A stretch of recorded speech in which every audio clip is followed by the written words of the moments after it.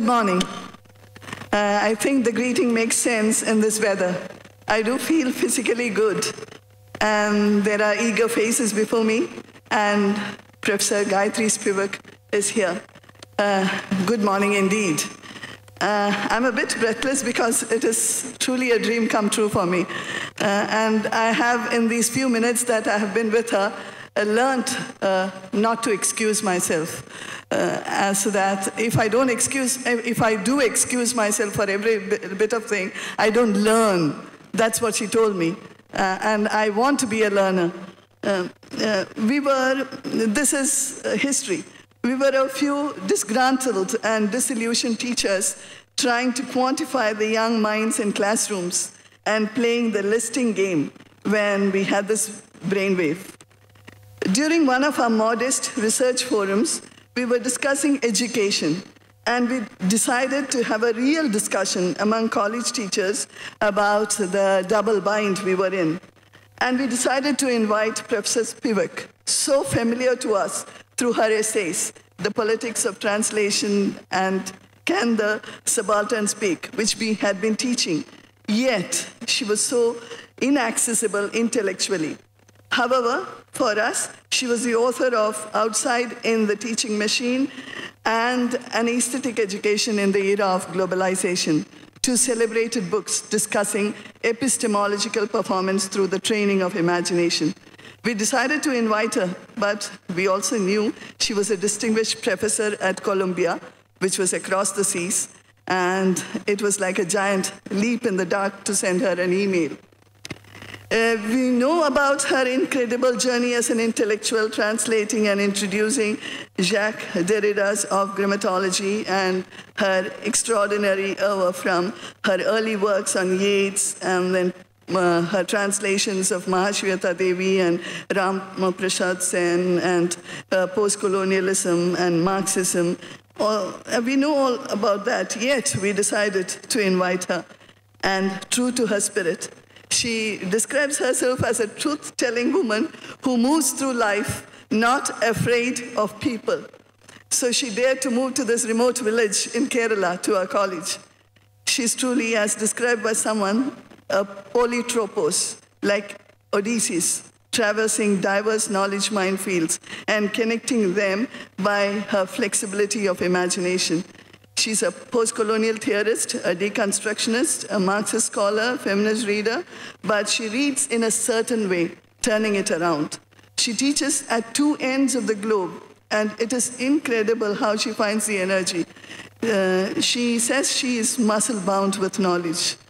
About her field work among the landless Adivasis on the borders of Jharkhand, she says, "My project is not to do good, but to learn." For more than 30 years, she has been trying to train tribal groups to access spaces denied to them for generations. She says she's trying to learn from below. And it is not like providing the third world with the knowledge of the first world. She says it's like brushing your teeth. Every morning, even though everyone knows you will die, you brush your teeth. I still smile at the sentence, toothbrushing is a critique of mortality. It is a relief sometimes to know that she's not only a careful philosopher and an inaccessible intellectual, but also a wordsmith with a great sense of humor. The kind of affirmative sabotage, her phrase, she's engaged in gives teachers like us hope. When she says, "I haven't published anything which I haven't taught, and my best thinking comes in classrooms," it does resonate. I'm so much in awe of this person, and I'm surprised I stood here reading out all this. Please join me in welcoming Gayatri Chakravorty Spivak. Let us listen to her talk, Theater of Education. Thank you.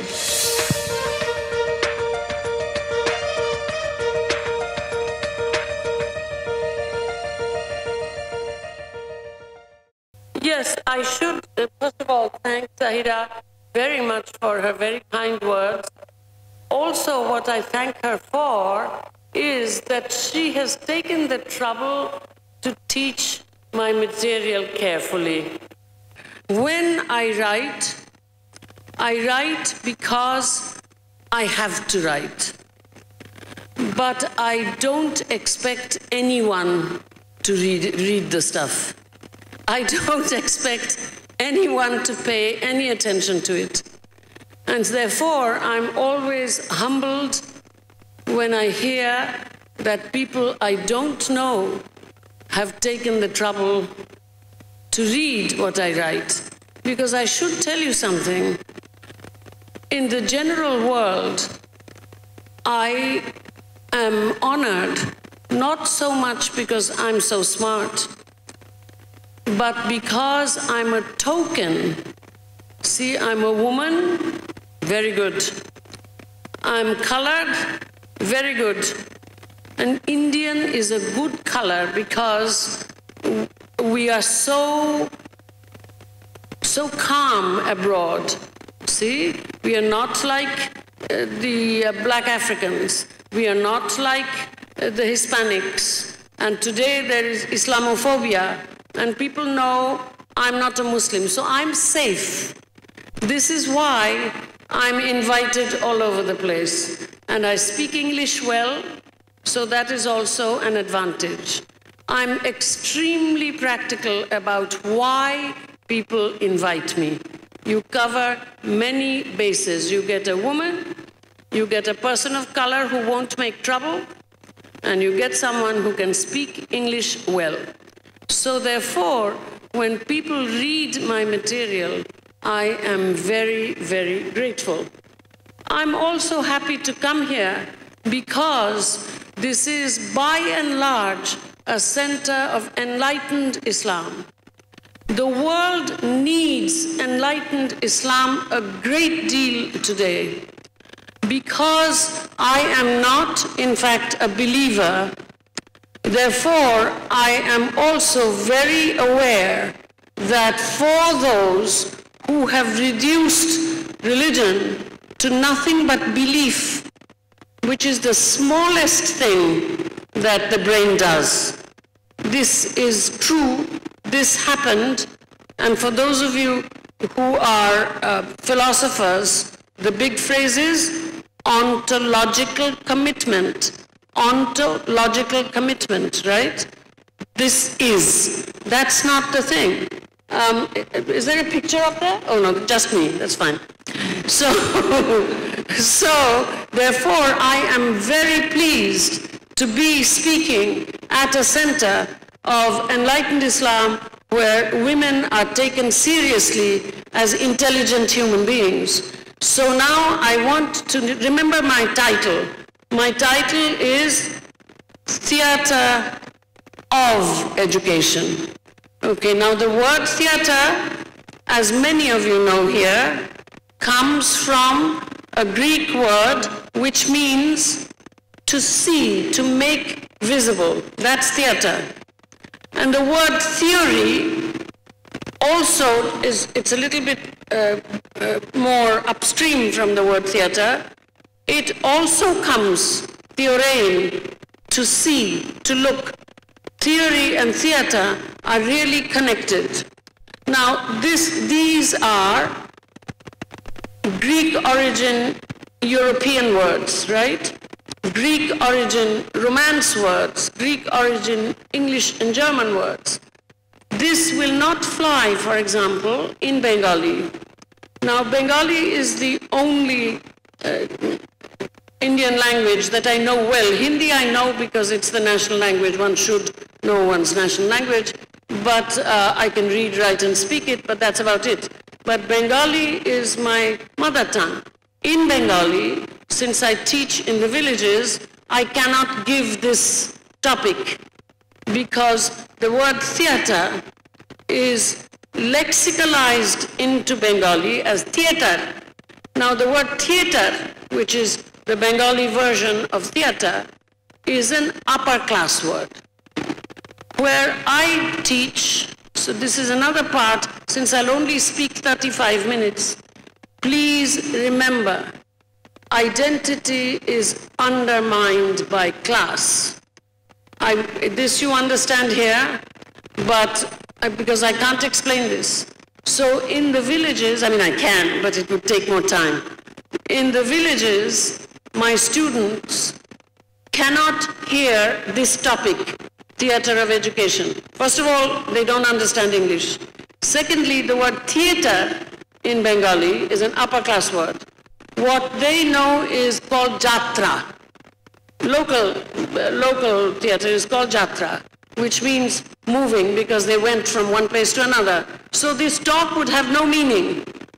It's because I can only speak to you in English that I'm using this word. Please remember that. I love English, but it's not the only language in the world. Last night, one of your wonderful teachers, not perhaps here, said to me that the Malayalam word for primitive was prakrit. Prakrit is not a Malayalam word, it's a Sanskrit word. And it comes from prakriti, nature. And its opposite, unfortunately, is Sanskrit, refined. So therefore, when we are here to discuss what is higher education, the first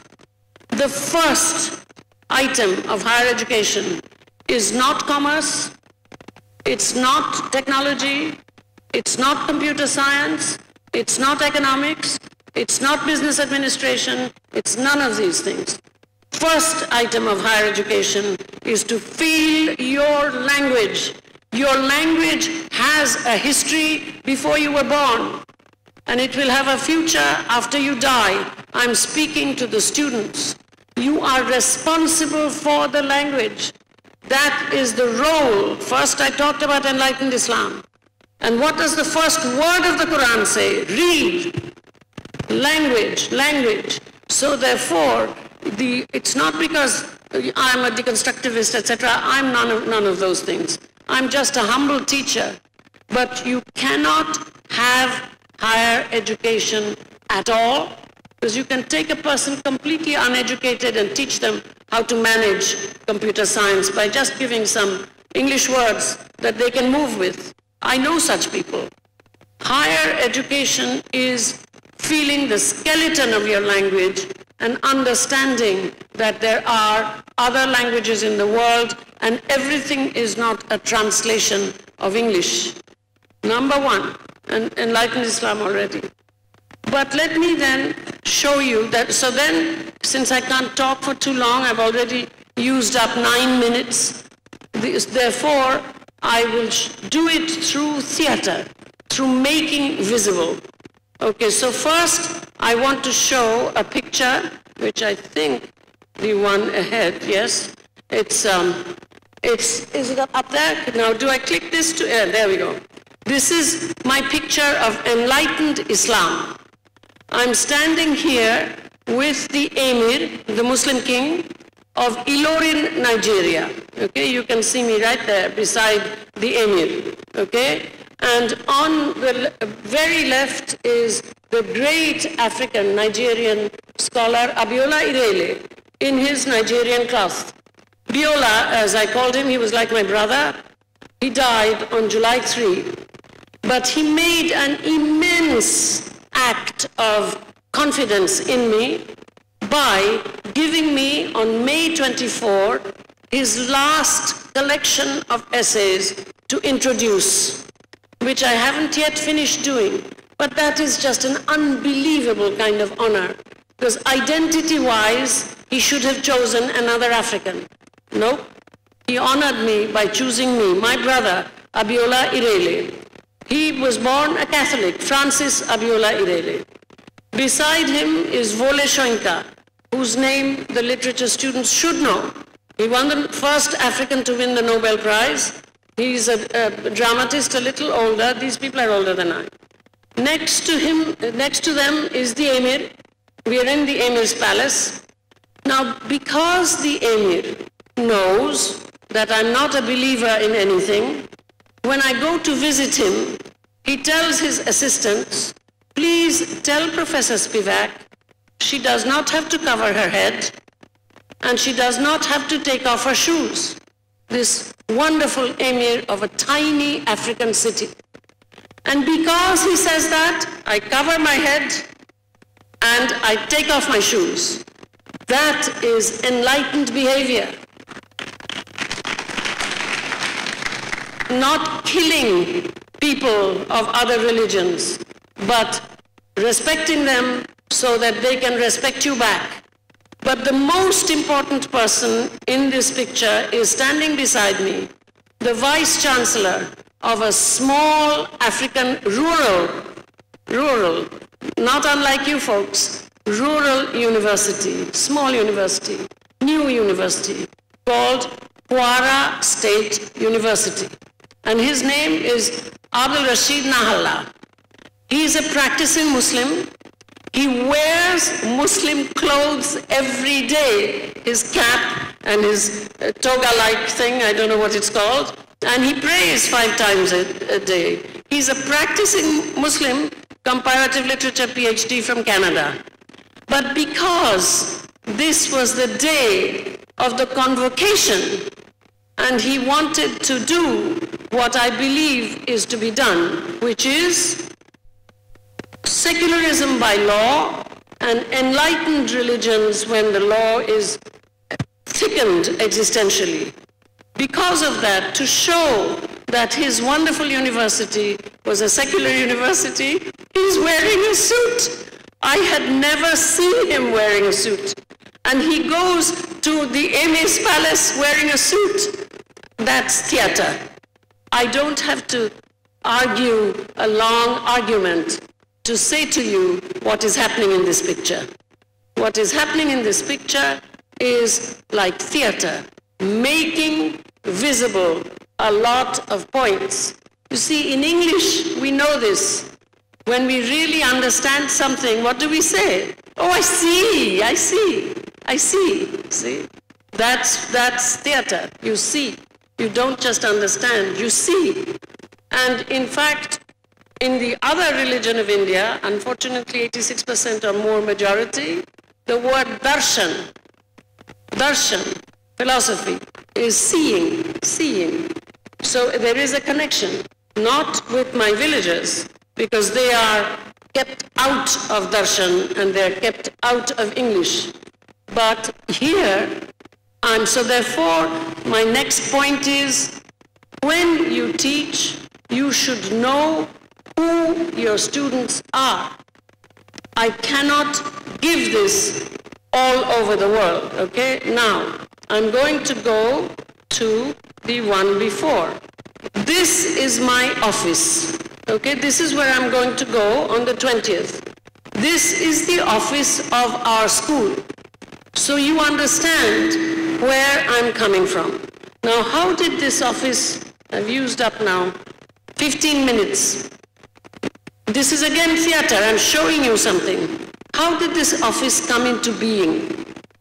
The local people, at first, the local gentle folk, Bhadraloks, they thought that I was an American NGO who was giving them money to do this and that. So they let me live in a little building which was more or less like this but less nice.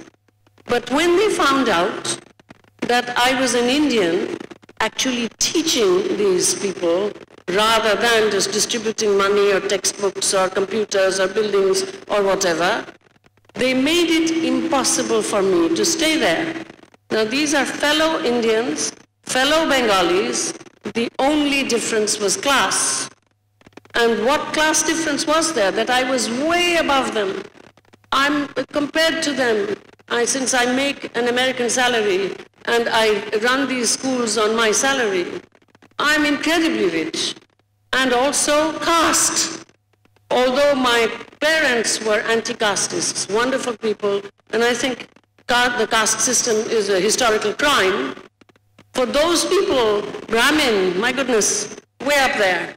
So therefore, what happened here was not identity, not caste, not class, but just greed. Greed happened here. So when you are analyzing a situation, don't analyze it too quickly in terms of identity. Oh, she's a Brahmin. Religion. Oh, she's a Hindu. Class. Oh, she lives in the United States. These are not criteria for analysis.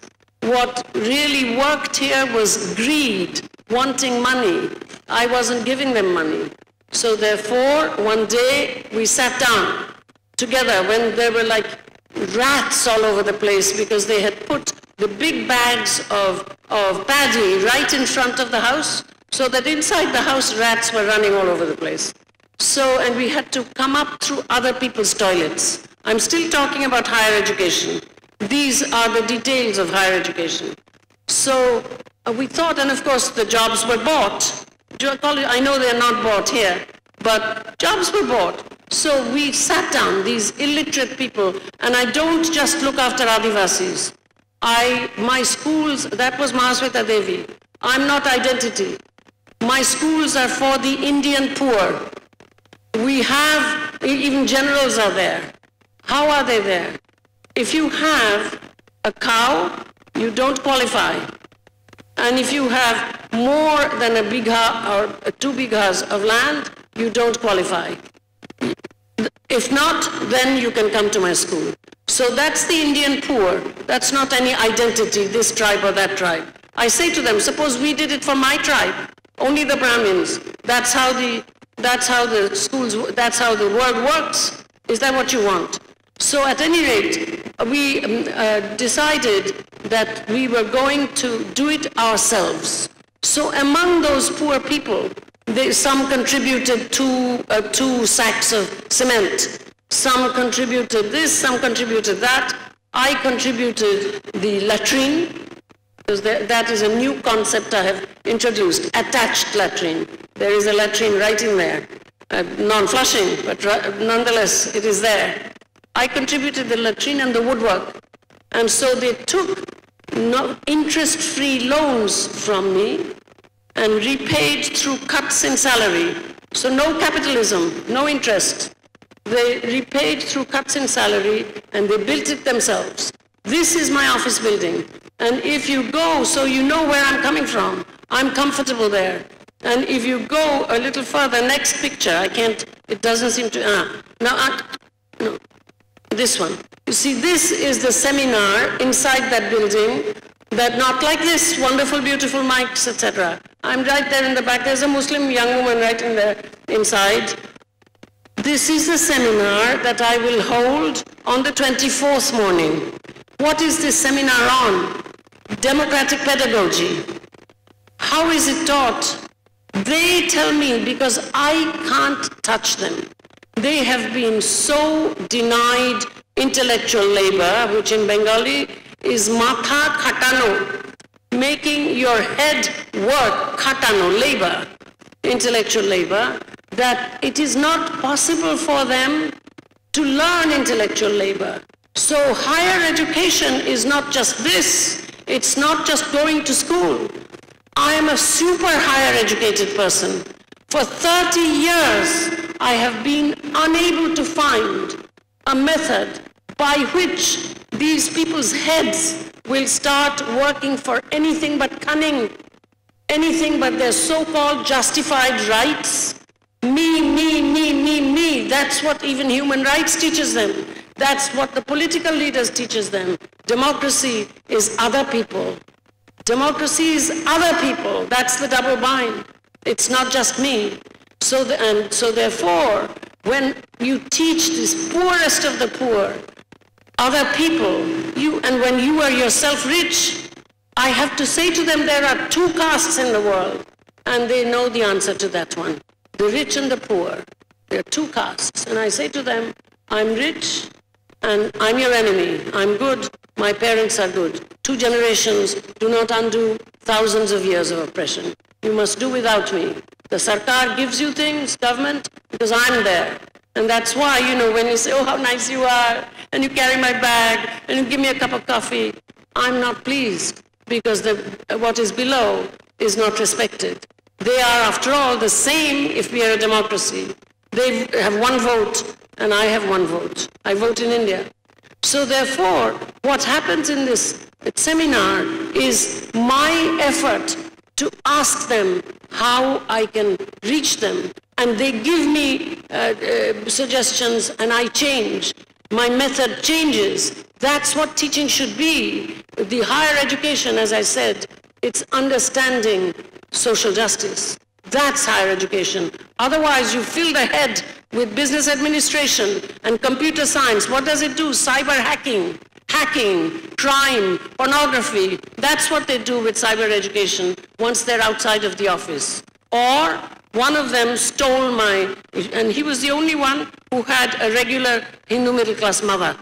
He stole a computer I gave so that people could learn a little computer science. And what is he doing with it? Banking. So therefore, you understand that no higher education can ever fly if higher education is only for income production. That's got nothing to do with Indian culture. In China, it's the same thing, because I travel a great deal, and I give the same advice from my own experience. So therefore, the idea of higher education, I say, is flexibility of imagination. You see this, my muscles are good still. I'm 75, my nerves are damaged, my bones are gone, but my physical therapist tells me that your muscles are the muscles of a woman in her 50s. Why? Because my mother, whom you mentioned, thank you, my mother felt that women had bodies that were not just for showing off the husband's wealth and bearing children, but that the body is the temple, and therefore we must take care of. That's why now I'm still walking with very bad spinal disease. So therefore, in that situation, the idea of the imagination is like taking care of your muscles, because the head is a part of the body. So what you have to teach is how the imagination becomes flexible. Just as a strong body can carry weight, so can a flexible imagination really be democratic, because it reaches out toward entering other people's space as to what they might be able to want for their children. Now for these people, let me see how much time, you're looking at your watches. I have used up my 15 and 10, 25. I have 10 more minutes, sorry. I'm understandable, am I not? I see the students nodding. I'm trying to remain as understandable as possible. So therefore, in higher education, what you do is get a good, strong, so-called humanities base, not trivialize it. And I say this to the World Economic Forum, the richest people in the world, because I'm an expert on economic growth and social inclusion at the World Economic Forum. And I say the same thing to these crooks, the richest people in the world who say that they want to help the poorest. I say the same thing. I say that all of your knowledge management is going to be useless if you don't cook the soul.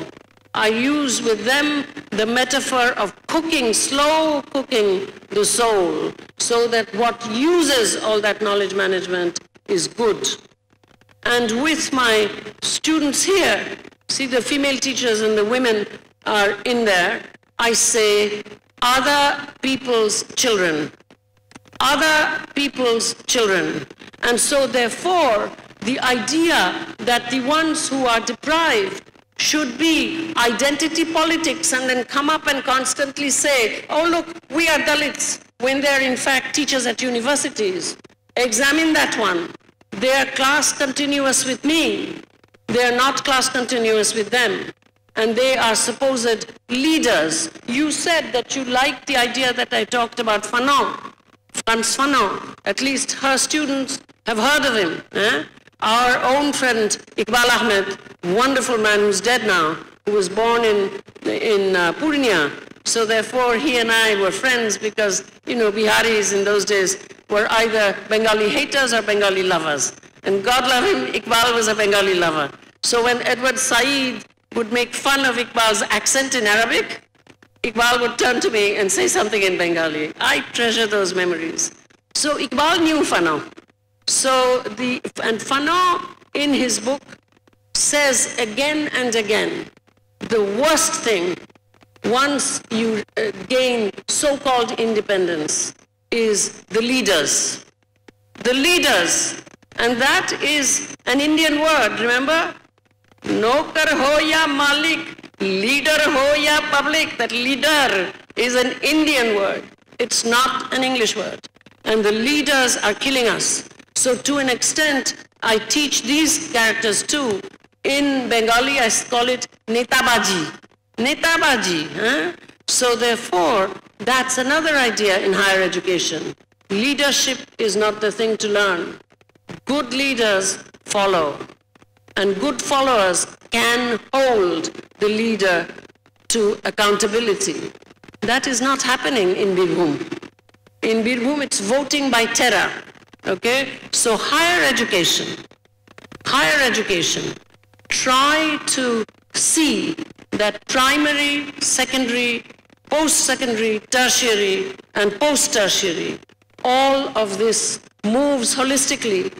It's almost impossible, I know, because I'm involved in this. I'm not someone who's only talking. I can't move this but in 30 years. But the younger folks here, you have a life in front of you. Think it through. One of you have asked, what is education for? It's the guy, what's his name? The student, the man? Vahij. You have asked, what's education for? I've given an answer to your question. It's for thinking social justice, thinking about other people, not income production. You're right. And the woman, Amina, you have asked if you're in the audience. Well, we mug and swat all the time, and we have to learn informatics. Why? I'm with you. Just learning informatics is going to give you zilcho. Unless you know you have that strong soul which can, in fact, use informatics as it wants and needs to be used. I'll tell you a secret. The first part of that book that I translated many years ago, over 40 years ago, the La Grammatologie, I couldn't understand it then, but I now do. The first part is about the fact that those who have cyber technology, informatics and so on, do not yet have a mindset that can, in fact, use that technology according to its own philosophical terms. It uses it in a way that belongs to the 20th and 19th centuries. This, for example, is the problem with linguistics. I can't talk to you more because time is almost up. I have 5 more minutes. So therefore, let me tell you that the work in linguistics that we are doing with unwritten languages, and those women who not you, but in the larger Muslim community, women with no access to written language, the unwritten language thing applies to them as well. The idea of unwritten languages used today, they were writing on memory, they were digitizing before, pre-scientific digitizing. African oral language memories were unbelievable. So they were much stronger than the computers in our head. And so today, the tip-top of linguistics is trying to move in that direction, trying to learn how, in fact, to advance linguistics rather than keep it in the 19th and 20th century writing-based model of putting them in little boxes, giving them names and orthographies and grammars. So if any of you are at all interested in this kind of stuff, don't just write me long emails. You'll never get a response because I get 500 emails a day. But this kind of stuff, if there's interest in future work, that is higher education. So just remember that it's got nothing to do with higher education bills. It's got nothing to do with laws and the enforcement of laws and then finding loopholes in laws so that jobs can be sold in an unashamed way. It's happening in West Bengal also. It's not the old laws have not been changed by our education minister. So therefore, I say to you that understand, I'm speaking to the students, understand the phrase higher education as a real phrase rather than degrees. The people I work with, that is the last thing I will say. Ujjal, let me see, can you see Ujjal here? I think Ujjal is probably the one who's, no, he's way up. He's only had 7 years of schooling, all right? But of course, he's been with me now. I go 5, 6, 9 times a year and I teach and train. So he's been with me for a long time.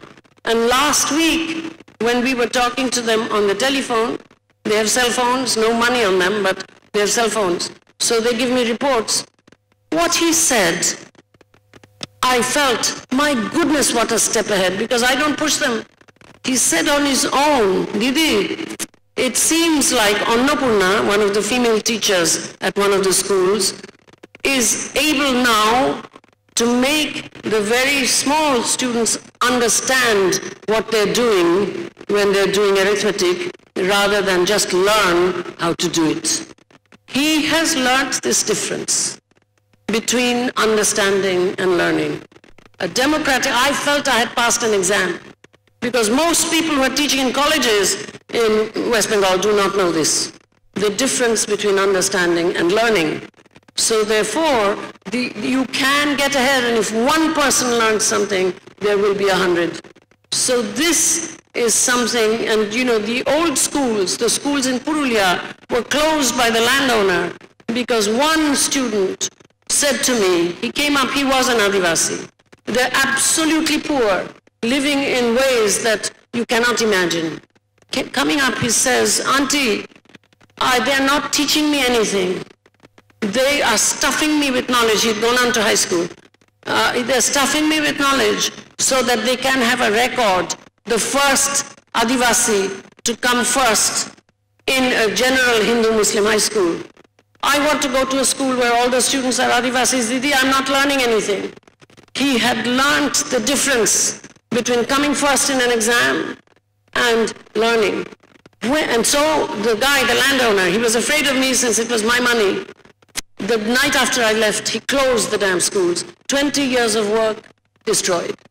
So therefore, understand, students, that what really matters is making the head move rather than income production. And I have supported myself since I was 17 years old. I'm not from a working class family, but because my parents were what they were, and my father died when I was young, it was not possible for me to be supported financially by them.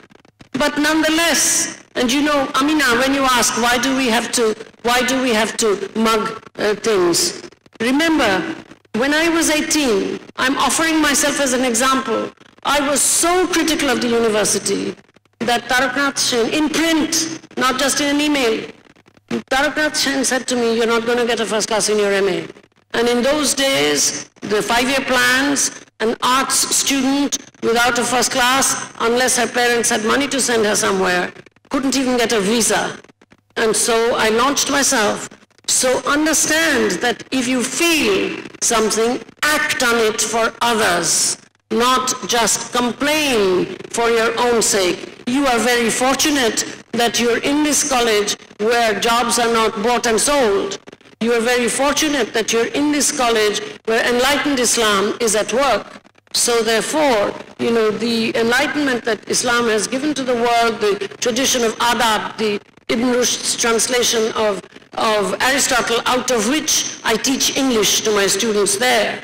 That is a great tradition. So do not just complain in the way that contemporary Indian ideas of higher education that are not good, they oppress you. Who is going to change these things if it's not you? So don't define yourself as a victim. Try to see. Do you realize that when I was 20, the second year of my stay there, because I was not a native English speaker, I couldn't get a fellowship. I had no visa, no work permit, no money. I was going to be deported. You have to take risks in order to really complain. Otherwise, you're just whining like a child. You're infantilizing yourself. And you want to see self-infantilization? Go to the United States. That's students completely self-infantilized and talking about cliches that all teaching is done through discussion. I've taught there for 52 years. I know what I'm talking about. So I've taken 5 minutes over the time allowed. I said that enlightened Islam, like all enlightened kinds of religion, has a task when juridical secularism is fleshed out existentially for a country that's not all educated, especially the largest sector of the electorate. I said higher education means flexibility, teaching flexibility of imagination so that we can reach out. Because otherwise, the largest sector of the electorate is kept ignorant, and by terror, they're made to vote for tyrants, bad leaders. Okay? Democracy becomes only arithmetic, body count. That ain't democracy. The people's will is not expressed in results. I said that. And I said also that this topic, theater as visible and theorein as looking, would not fly elsewhere. So be aware of whom you are teaching, their desires, before and entering them with your imaginations, before you start to teach. I hope that many of you, many of the women especially, will teach rather than wear your degree like a little decoration and then become married and become your husband's servant. Will teach, I hope. Tell your husband that I said so. They are my students also. Because if you do, my best teachers are rural female teachers. So with those wishes, and remember, this is the most important, do not claim identity. I do not claim identity as minority, as Dalit, as anything. Ambedkar was about the constitutional subject. Du Bois was about the constitutional subject. The constitutional subject has no identity. When you vote, you turn it into identity, but resist it. There is no such thing as voting blocks. Just you remember it. Otherwise, the first question of the student, what is education for? It will be for nothing but continuing a bad system of what Weber called a patronage society. More or less democratic structure, the largest sector of the electorate kept ignorant, body count democracy, religious strife, and everything by patronage. You don't want our country to be like that when you grow up and you're in the field. So students, please remember my words. Thank you very much.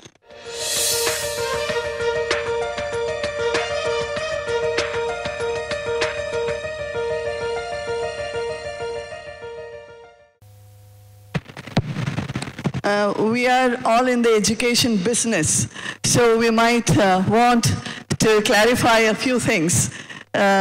Please ask Gayatri Spivak your questions, and perhaps you want to comment on what she has said. Please be free to do so. Thank you. This for me is the most interesting thing. I get instructed, I see what you really are like, because your questions will reveal who you are.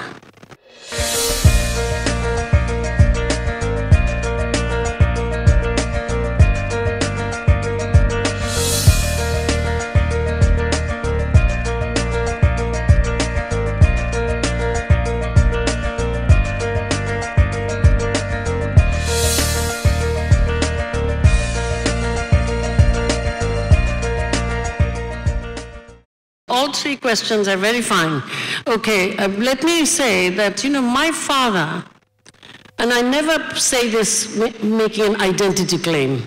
My father was born in a village in Mymensingh where they didn't wear clothes until they were 6 or 7 years old.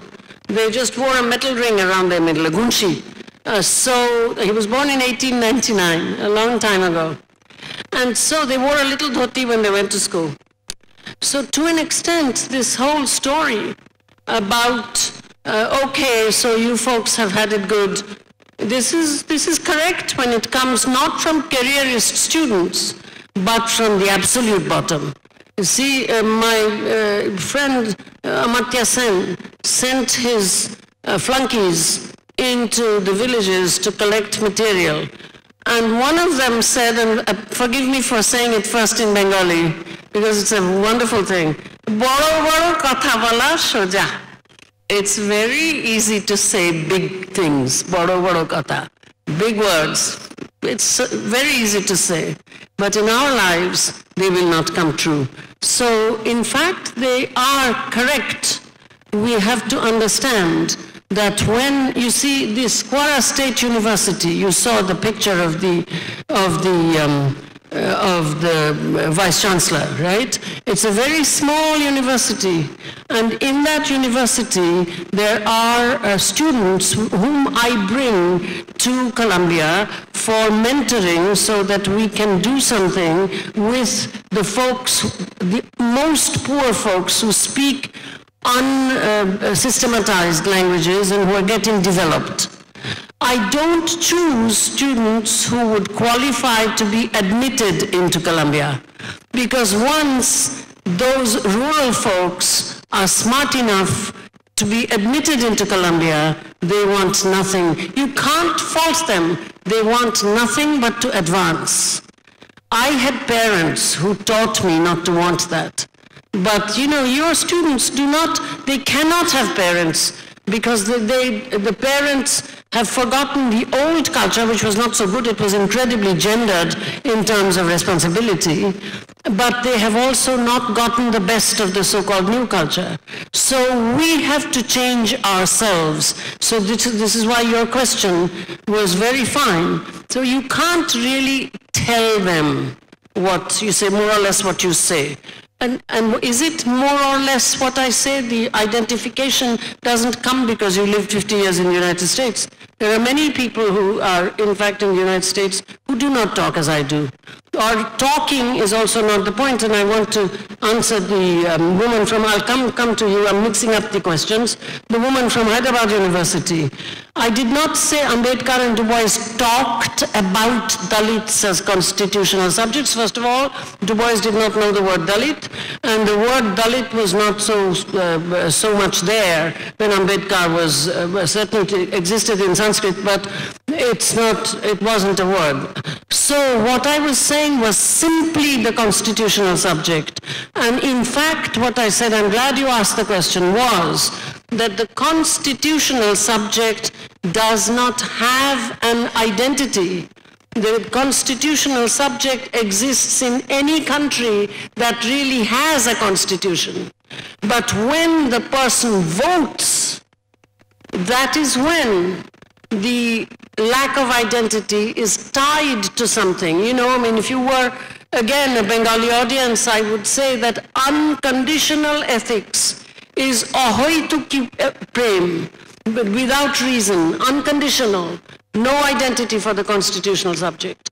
But unfortunately, no freedom can be exercised without binding it to something. And that's why we have to be very careful about not talking about, which is what I'm also saying to my friend here. I'm talking about it to you. I don't talk about this to people that we have ourselves wronged. People who at 3 or 5 years have to go off looking after other people's goats and cows and play with rocks and broken sticks. You cannot just tell them what I just said to this audience, because you folks are much more privileged than they are. I can talk to you unbrokenly in English. Your role in society is different from theirs. So the very poor, if you are running anything for them, you have to understand how to teach them so that their mental habit becomes democratic. Intuitions of democracy enters the way of teaching. Talking at them is exactly what you said. It's very easy to talk big. You know what I'm saying? That's why I said to Amina that I took some risks. So did my dad take some risks. I'll tell you something about my dad. My dad, with his naked bunchi-bearing childhood, somehow drinking water from hydrants and being a servant at YMCA, he managed to be the youngest civil surgeon made by the British, okay, in Dhaka.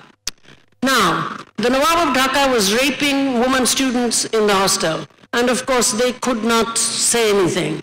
But one Nani was a very strong woman, and she revealed this, and then all of them came out.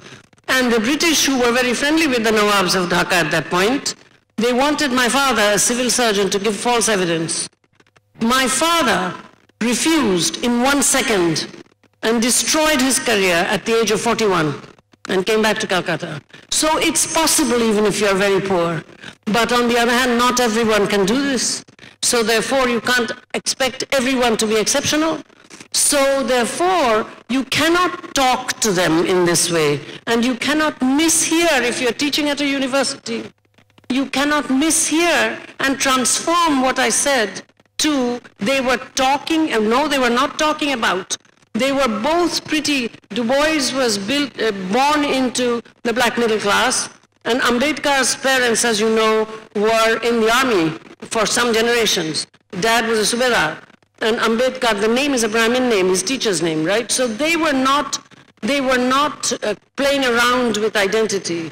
They were actually working for constitutional subject placement and not just Dalits as constitutional subjects, Indians as constitutional subjects. So that to that extent, we have to understand that when you're working for social justice, it is, and what has happened to Navayana Buddhism now? Now that Buddhism is murderous in Myanmar, killing the Rohingyas, murderous in Thailand, murderous in Sri Lanka, Navayana Buddhism, does it play a role? No, it's become like ancestor worship.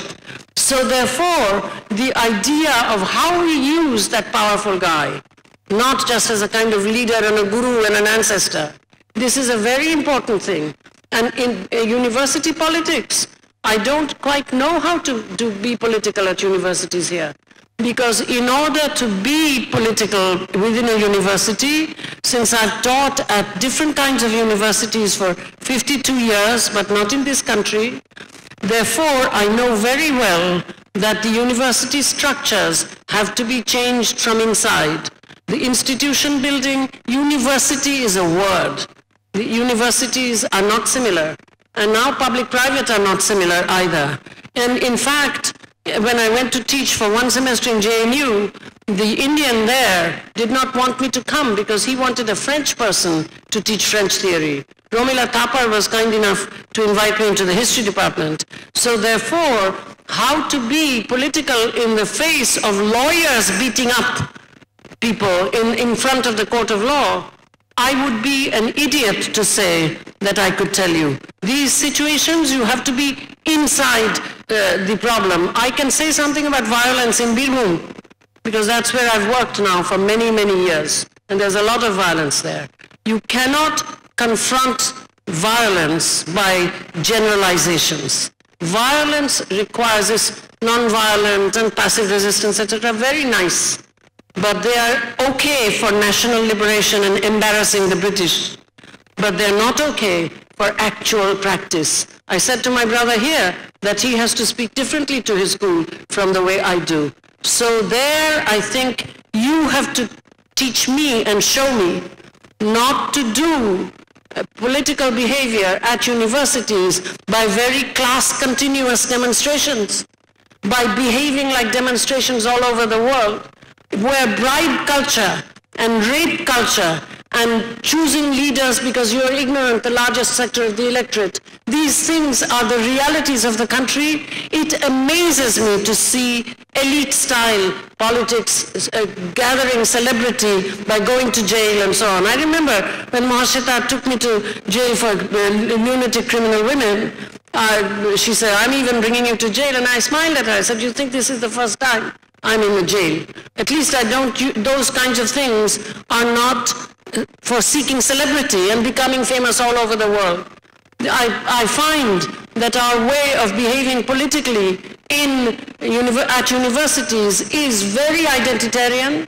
We do not think about the fact that the ones who are not continuous with the elite demonstrators all over the world and petitions and signing petitions, they think rape culture and bribe culture are normal, they do not think they're doing anything wrong. And this is true of the very rich as well. So if you want a general thing, I would say try to change a little, have enough imaginative flexibility to think of real policy change, electoral change, rather than just short-term demonstrations. So, but I really, honestly, I don't know, because I have to be in an institution in order to be able to do something so that the institution becomes useful for the general society, and it's extremely difficult. As for understanding and learning, you see, when you run a school from an NGO, what I find is, you see, when Michelle Obama said 62 million students, the first thing that I said was, forget the numbers. Remember what I said, if one person changes, see, I work quite a good deal for the Rohingyas, and Maung Zarni, who's a Buddhist Burmese, he's one of the very few who's working for the Rohingyas. He said to me just 3 weeks ago that, Gayatri, the reason why I say you must come and speak, you're good for the activists, is because you said at Oxford that you don't have to have too many numbers and too much digital information and taking the printouts, that much. Nobody cares. But if you change carefully one person, there'll be 100 change, but real change. That's why, said Maung Zarni to me, we always want you to come and talk at these Rohingya things. So therefore, my friend, I would say that most NGOs give textbooks, give buildings. See, my schools don't have buildings until for 3 or 4 years they have proved that the teacher is actually teaching like a school. Then we raise money for a little building. So therefore, the idea of quality, which is learning and understanding, if the NGOs don't cut themselves down and form teams where people will be interested in quality, the teams that I try to form, I can't keep them, because when they come, they already know what they're going to do. If you already know how you're going to teach, you're never going to be able to teach at the bottom where you see damaged cognitive instruments, damaged epistemologies for millennial historical crimes. They go. Or what happens to them, again, oh, Gayatri, the English teacher at Sidhu Kanu University. Oh, Gayatri, how wonderful you are, really, I've read your works. Very well, very fine. So I bring him. When he comes, he's so afraid because, we don't see people like him in those areas. He's sitting on the floor because, of course, where else? And he's constantly trying to get a connection to his mother and his friends, saying, don't be afraid, it's okay. And finally I said to him, what do you think the people here think? They live here. That you come and you're going to teach them, and all your family is thinking is fear that somebody is going to harm you. You're not going to be any good here. And so, therefore, the idea of the international civil society or general civil society, NGOs building schools, is fine. I'm all for building schools. But the real focus has to be on teacher training so that they can teach for quality. They will understand before I say anything, the difference between learning and understanding. The idea of learning addition, subtraction, decimal system, understanding what's happening, that's like humanities teaching. Certainly the primary school teachers don't know a damn thing. They can't even say that a fraction is 4 parts of 5. In Bengali, pancher char. The 5 comes first, okay? They say charer panch. You know why? Stupid translation from English. 4/5, the 4 comes first. Because fifths, it's not 4 coming first because the 4 is above. It's because in English you say that there are 5/5, 5 1/5, and you take 4 of them. So therefore 4/5. And they've made it in Bengali, charer panch, as if out of 4 divisions you can have 5. It's absurd. So to make people understand the play of tens in decimals, or to make people understand by doing things in their head why there are tables, multiplication tables, why one shouldn't teach multiplication tables. And in India, in West Bengal, in the villages where my father went, they say the numbers very loudly,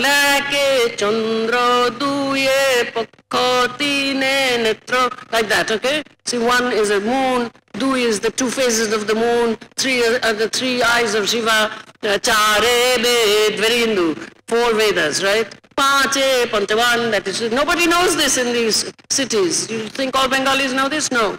and so five arrows of Arjuna. This is how they do it, okay? And then dui dashe kuri, tin dashe tirish, okay? 2 tens are 20, 3 tens are 30. They are being taught the play of tens, but our teachers don't know it. They're just teaching them to write this, so that they will not be able to understand decimals later. So they're not quickly teaching them, you multiply by 10, you're a 0. Multiply by 10, there's a 0. So that is understanding arithmetic, my friend. So rather than just learning how to add and then learning how to, I will sometimes give them subtractions with the top smaller. They have to be able to say, you've given me a wrong thing. You know, unless they understand, they're cheated by the money lenders, they're cheated by everyone. And another thing that I will say is, at least in West Bengal, statistics are manufactured. So because they'll get better allocations if they show higher high school graduation rates, right? So every student, and of course the teachers are prejudiced against minorities. They don't teach anything. I know exactly how they teach because my students are going up into high school. The teachers pass these students, that's the directive from the government, even if they get 4 out of 100 in English, or 3 out of 110 in Bengali, etc., etc. They pass. Why? Because they increase the statistics, allocations are higher. So therefore, when I talk about understanding, this is a very important thing, so that the students themselves can see, which is why I liked the students' papers, except they were too self-focused. The students themselves can see that this way of passing is a nothing and can begin not to kill and be violent, but to move so that they can enter the government. So this is what we are teaching for. We are not teaching for, and there are quotas, so they will probably be able to enter because of the quotas. Now quotas are used for that kind of token stuff. Remember, I began by saying I'm a token. So therefore, those are my hesitant answers to the 3 questions that I heard, but I really cannot give you answers unless I really know what's going on. Yes, thank you.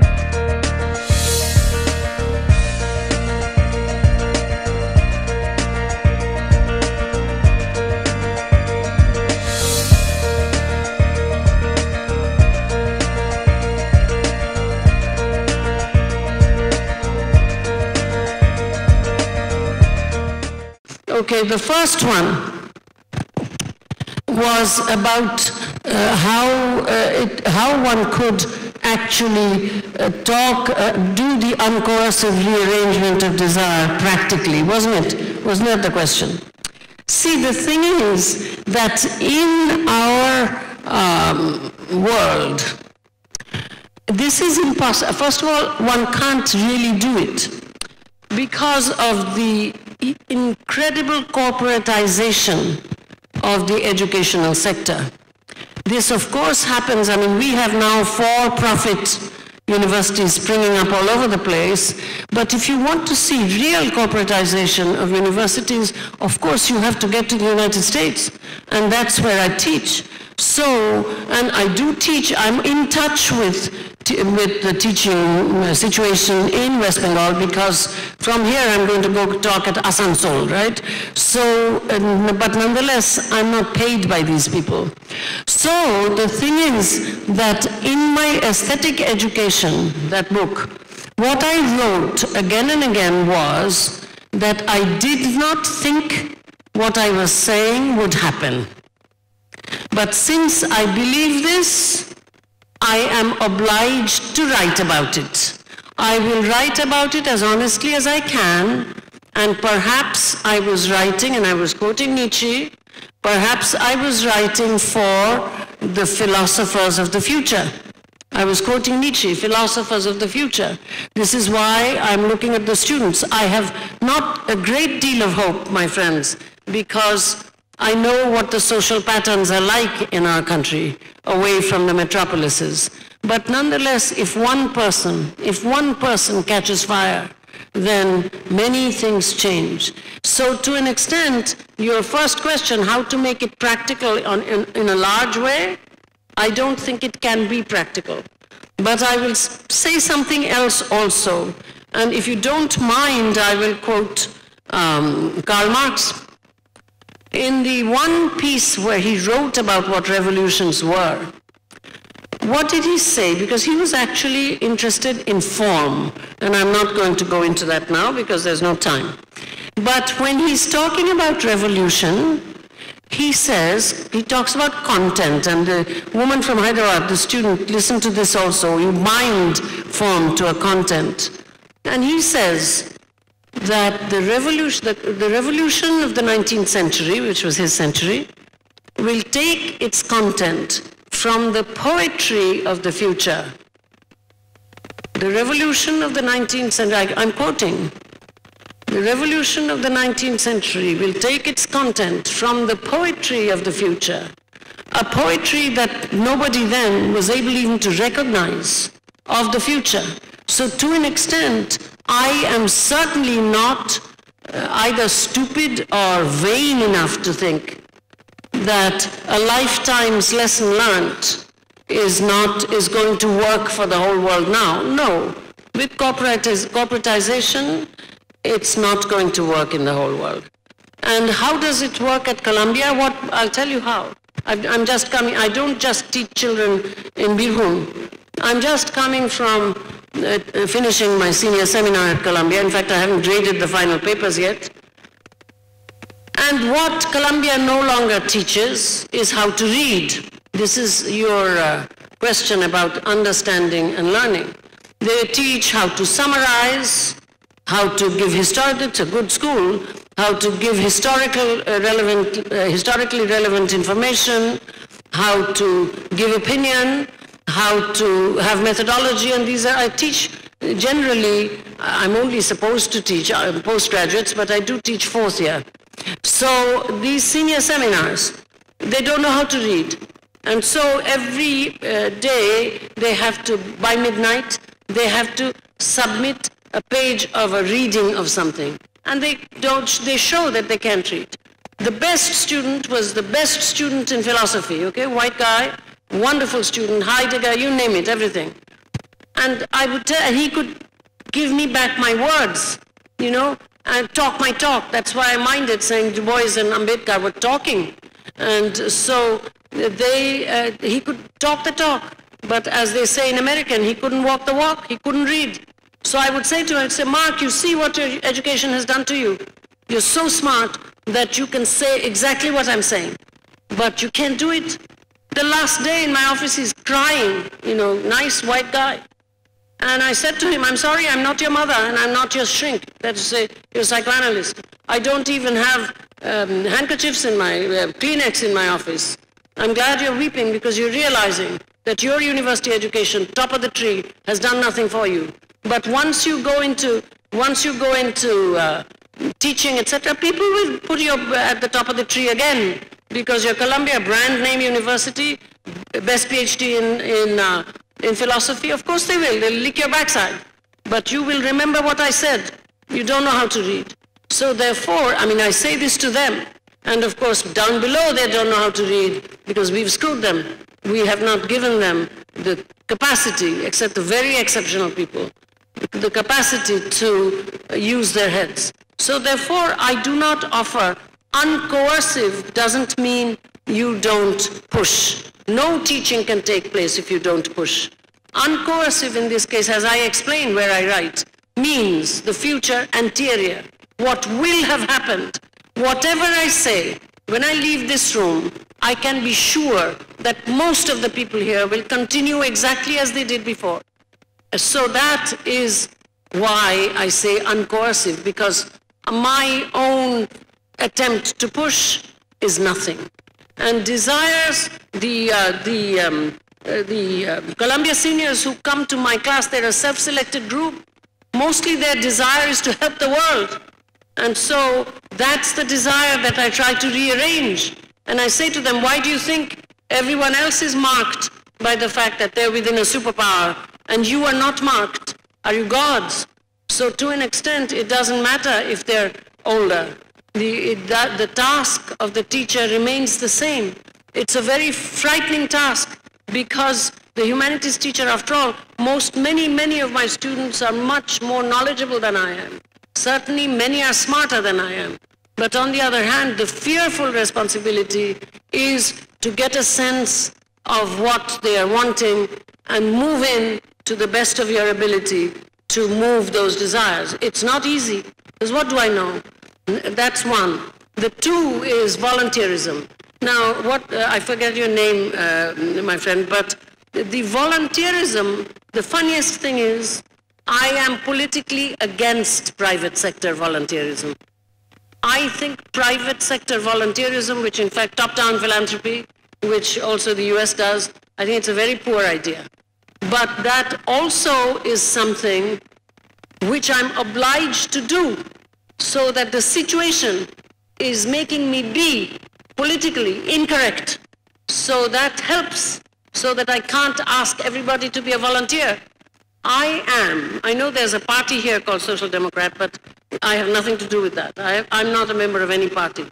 But the thing is that social democracy, if you use it just as a common phrase, like English words, small s, small d, I'm a Rosa Luxemburg style social democrat. I believe that we should work with the state. So in fact, when I was stupid in the beginning, when I began, I offered to the central government a program whereby I would be very happy to train teachers because I teach the state curriculum. I don't teach some other thing.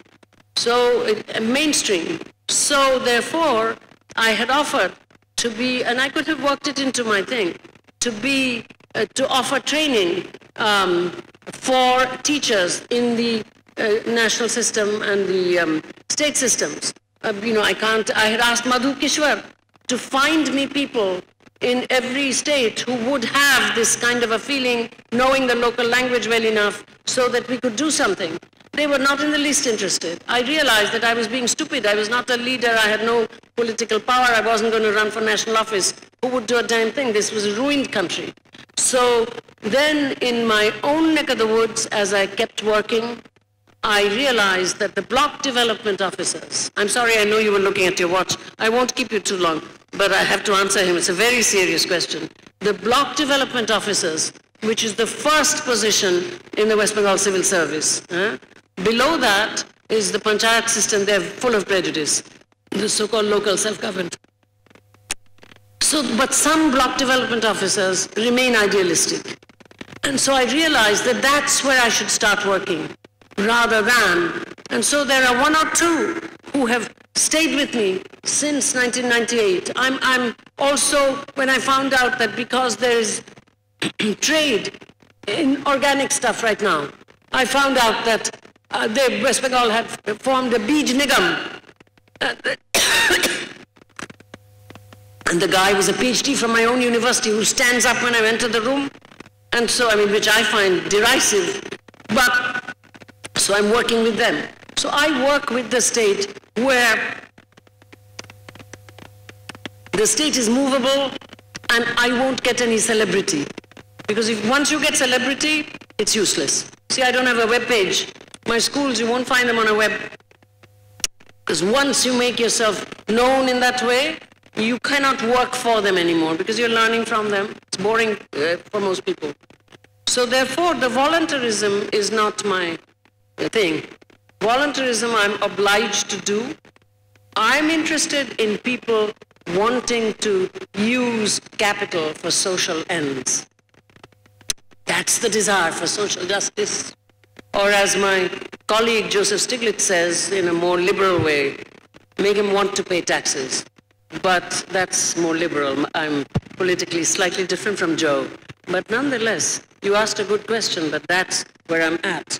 Now, the final question, what the hell was the final question? Oh, yes, English. Theory. See, I don't teach theory to so-called whatever. How can there be theory? Since, I mean, it has to be a theory of something. You know, theory by itself, it's an absurd word. You know, since the 60s, somehow, I sometimes hold myself somewhat responsible for having translated that big book and written a comprehensible introduction so that it traveled all over the world rather than keep it in a niche. Theory became a word. So in fact, I do not teach undergraduates theory at all. Theorizing is a practice. That's a very different thing from theory. You teach content of theory and they apply it. Theory is not for applying, theory is for doing.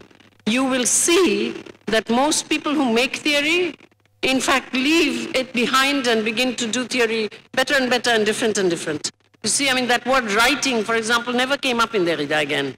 Marx also moves. Capital 3 is all a contradiction of capital 1. And right at the end, he says to Vera Zasulich, you think it through as to how to run a revolution from a peasant commune country. I don't know enough about it. He's learning Russian. So he also moves like that, which is why Etienne Balibar thinks you can't learn anything from him. Because he moves like that, teaching himself, recognizing his mistakes. So therefore, the theory should be read in the way that creative writing is read. Really to understand how this extraordinarily creative mind is trying to understand the self and the world. And you can't do that if it's in a paper. And you can't do that if it's going to be used for following. See, uncoercive rearrangement of desire, etc. It's not for following. It's you can understand why I said it. That's about it. But then theorizing is a halfway house, which is in fact normed by every instance of practice. So therefore, I would say that especially to the crowd that comes to learn English literature, in the good schools, okay, they want to learn English literature. But in the bad schools, especially pass English, they take English because there's nothing else they can take. They have not been put into the good areas. Bengali is even worse. The local languages are even worse. In that kind of situation, to have a theory requirement, I think is a mistake. But if you're obliged to do it because your education ministry or whoever does the exams decides that you have to do it, at least teach in such a way that the theory is read. I mean, teach them to answer questions, memorize, etc. Don't be a fool. But on the other hand, when you're actually teaching, make them understand that learning, you know, we used to say in Bengali, commit to memory and vomit to khata, khata meaning the notebook. So you can teach them like that so they pass their exams, but also put in them some contempt for that. Even in my schools, you know, it's December now, right? So they're going to be committing to memory because otherwise they can't, they'll pass their exams anyway. But I say to the teachers, make them commit, but they will at least understand that the point is not to commit to memory and learn by heart, but to understand. So I would say that that's what you do with the theory requirement. Don't try to make them, and if you don't understand what the theory requirement says, then just teach them whatever you understand. Teach them whatever you understand so they can answer some kind of a question using some of the big words. Because I will say this, that most of the examiners don't understand either. So therefore, it's, and I'm saying this this is not a joke.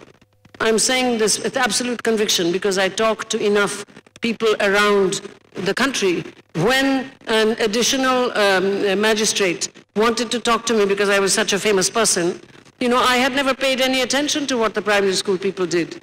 I called my friend, so this was some years ago.